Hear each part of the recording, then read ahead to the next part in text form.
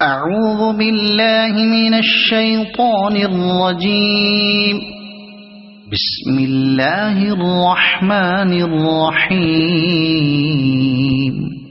شروع اللہ کا نام لے کر جو بڑا مہربان نہایت رحم والا ہے۔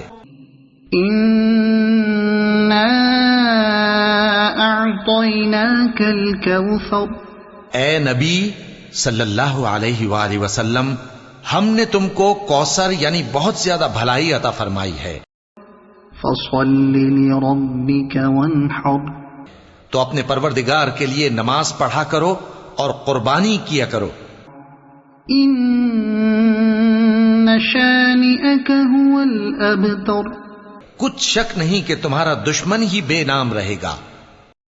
صدق اللہ العظیم۔